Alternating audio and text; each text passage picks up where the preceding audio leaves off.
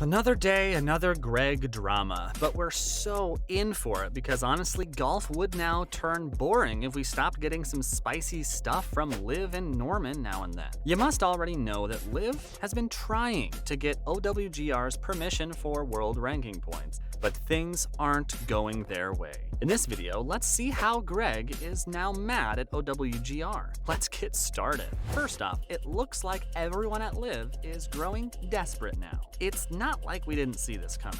The day the controversial league applied for OWGR recognition, we all knew deep inside that this won't end well. And we were in fact right. However, we weren't expecting Greg to be so mad at OWGR so soon. So OWGR didn't accept the application, and now Norman is angry. Along with him, it seems like the league is now growing desperate. Recently, the LIV CEO said that he understands that OWGR has to follow a process that includes a review from the technical committee. He also said that he knows there's a time period for it to be completed, but he also stated that the players who sit on the sidelines are ignored in the end, especially when they're not in the PGA Tour or other majors. According to him, all of this tells that the OWGR was unprepared for anything like LIV. In short, they didn't think that any new league would ever be formed. Next, here's what else he said. It's true that LIV Golf is already famous all around the world, but we doubt that this fame is for any good reason. It has a status, and we agree with that. But the way Greg describes the league might be a bit manipulative. According to the CEO, the Saudi-funded league is in fact a top-notch approach, and OWGR isn't ready for anything like that. This is why they have to sit back and think about several things. Greg says OWGR has to evaluate questions like, are they the only ones? Why are they the only ones? And why do the other institutions eligible for world ranking points don't have the same algorithms? Greg revealed that the league applied for the recognition back in July, and at the time they worked perfectly with the technical committee. Not just that, he also said that they were able to tick all the applicable sections, meaning the league was actually hoping to finally get world ranking points, but they didn't. Moving on, he also talked about the MENA Tour. Recently, the controversial league held the MENA Tour, and Greg seemed quite proud of it. He believes that the league was able to recognize a lot of new opportunities for it. This included them being able to finally develop a tour that was stuck in the mud since COVID hit. Not just that, they also resurrected them and identified a lot of new stuff. Norman insisted that these things approached them themselves, but some speculate that it wasn't the opportunities but OWGR officials who approached them. When they were approached, the league's officials studied them for a few months to see if they were there.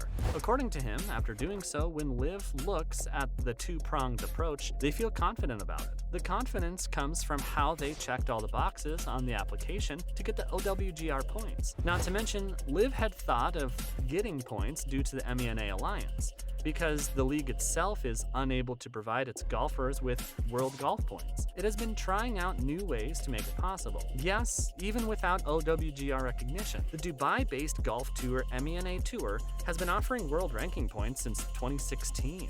Given that, LIV also joined hands with them in the hopes of getting its players back in the ranking system. However, despite the fact that the Saudi-backed circuit had now built a partnership with the MENA Tour, they'd still be unable to work their way into world rankings. We assume that LIV's math went wrong, as they were definitely hoping to become eligible to receive WRP as soon as the Thailand tournament began. But OWGR had different plans, and they announced that this wasn't happening. Talk about ruined plans.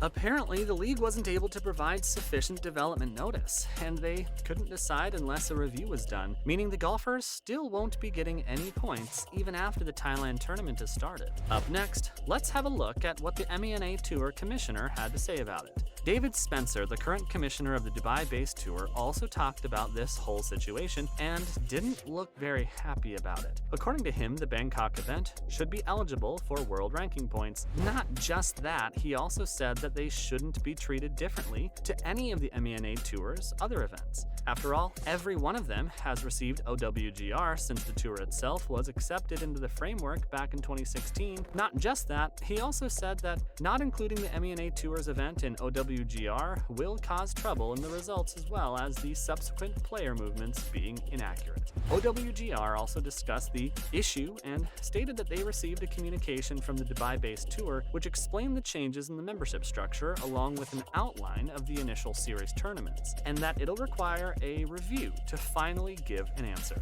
Anyway, for now, it's a big no. What's more, let's see if they'll get the points in the future or not. If what Greg said is true, then we don't think that they'll get there anytime soon. It looks like OWGR is on PGA's side and doesn't want this new league to take any important place yet. However, we doubt they'll be able to stall this long because at the end of the LIV, just like any other tour, LIV Golf will end up getting there.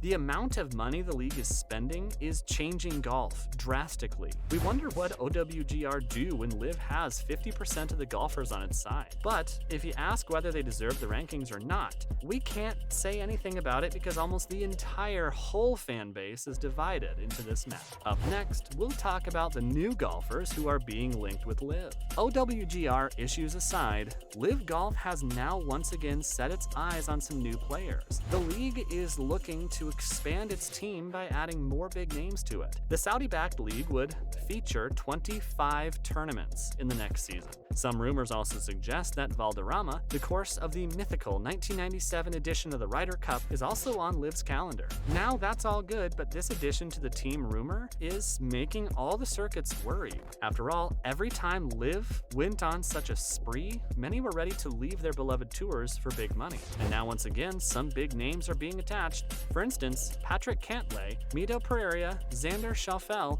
and Thomas Pieters are said to be part of LIV's new season. Following up, it looks like PGA is all set to face a significant loss again. Sometimes we actually feel bad for the PGA Tour. The tour is rumored to face a new loss as Cantlay and Schauffele will probably leave for LIV Golf. And if this rumor ends up being true, this will definitely be a big blow to the tour. Losing the inseparable duo of Cantlay and Schauffele is something no one in the PGA would ever want. On the other hand, Mito is also a pretty important golfer on the PGA Tour as his value has only been increasing over the past few years, not to mention he only lost the PGA Championship on the 72nd hole. That was quite a performance. And now, if we talk about Thomas Pieters, he's equally good. After all, at the beginning of the year, he was the winner in Abu Dhabi.